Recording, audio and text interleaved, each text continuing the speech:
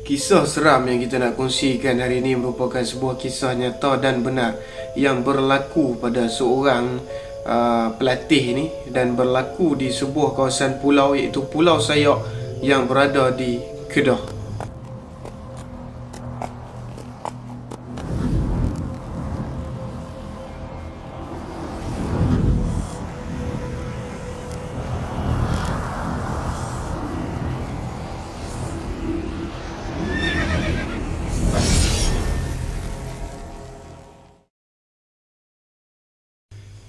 Okay, Assalamualaikum warahmatullahi wabarakatuh.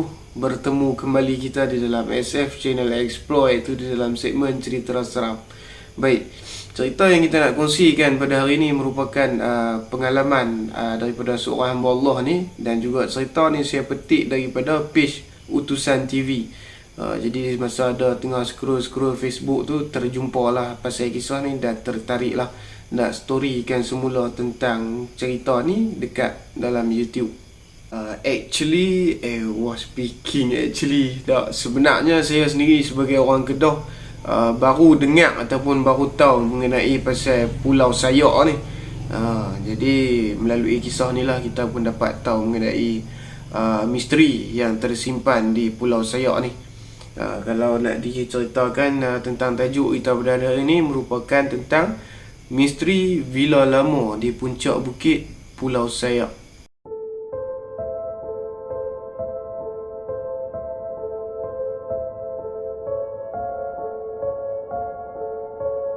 Jadi kisah ni berlaku kepada seorang hamba Allah ni, mungkin saya akan namakan dia sebagai Luqman.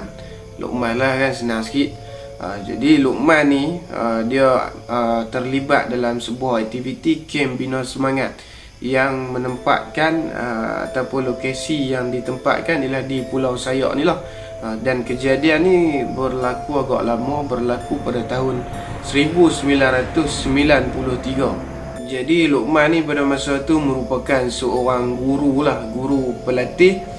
Dan kem bina semangat ni pada masa tu memang membabitkan semua guru-guru pelatih lah pada masa tu, dan ditempatkan di Pulau Sayak, Pantai Merdeka, Kedah lah. Jadi dalam masa yang sama juga, Luqman ni merupakan dilantik sebagai urus setia lah dalam kem bina semangat tersebut. Jadi dipendekkan cerita, pada hari ketiga mereka diarahkan ataupun para peserta diarahkan untuk membuka kemah di dalam kawasan hutan Pulau Sayak tu. Jadi semasa mereka mula memasang kemah pun telah, waktu tu pun dah petang, dah lewat petang, dan cuaca pun memang menunjukkan tanda-tanda yang memang nak hujan lah.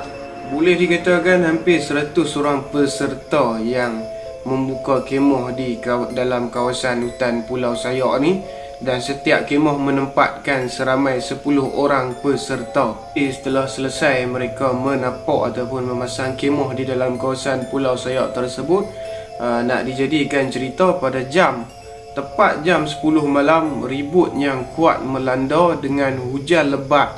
Memang yang ribut yang sangat kuat. Jadi setiap para urus setia ataupun semua urus setia yang ada diarahkan oleh penganjur ataupun ketua jurulatih lah untuk memanggil 100 orang peserta tersebut untuk kembali ke kem, sebab keadaan dan situasi yang amat berbahaya lah.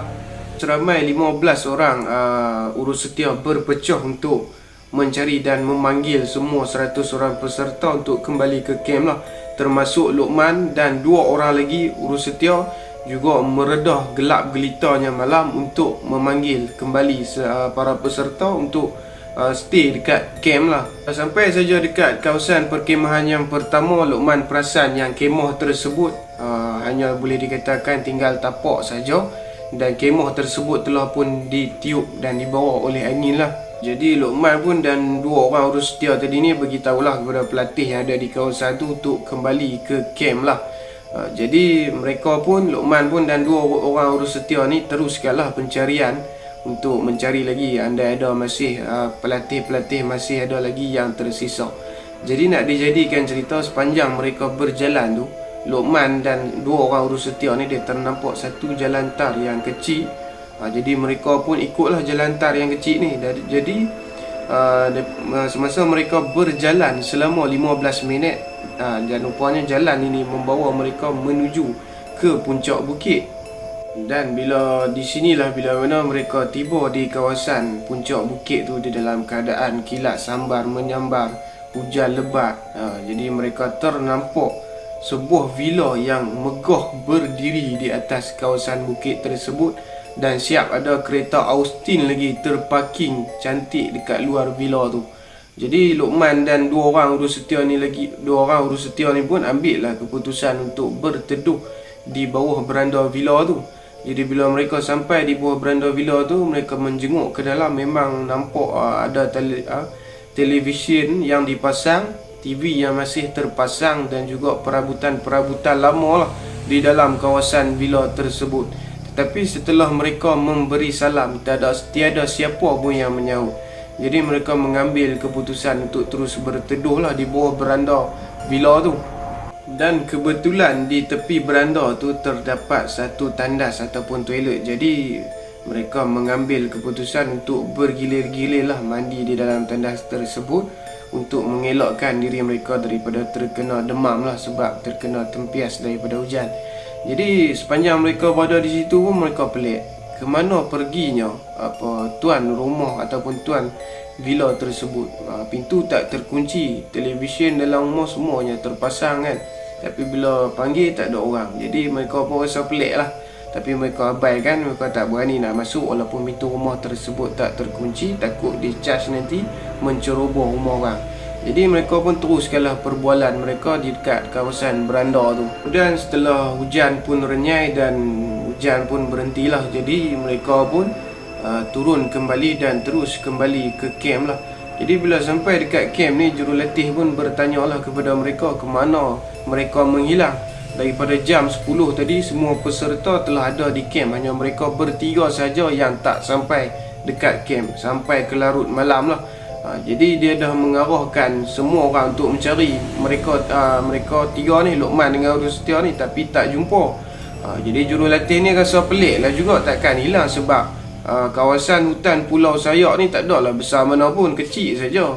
Jadi kalau pusing-pusing tu dia akan berbalik juga ke kawasan pantai. Dan kemudian Luqman pun buka lah cerita kepada jurulatih ni mengenai sebuah villa yang mereka jumpa berada di puncak kaki bukit tu. Jadi bila Luqman cerita kepada jurulatih tu, jurulatih pun terkejut mendengar dan terus berkata bukan semua orang mampu melihat villa tersebut. Dan jurulatih ni pun berceritalah yang bahawasanya villa tersebut telah wujud sejak daripada zaman kolonial lagi, iaitu zaman penjajahan British lah. Tetapi villa tu sebenarnya sekarang ni hanya tinggal runtuhan sahaja.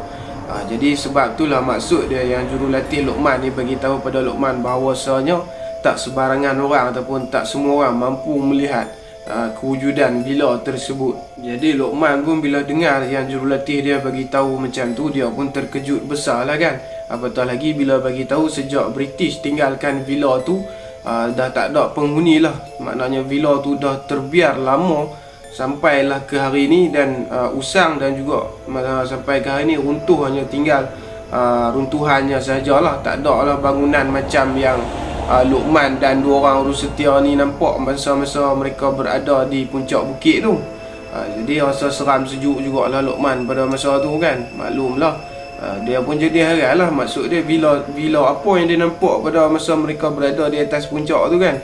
Sedangkan villa tu hanya tinggal reruntuhan saja. Apatah lagi jurulatih mereka ni merupakan orang tempatan situ, jadi dia lebih mengetahui mengenai cerita villa tersebut lah.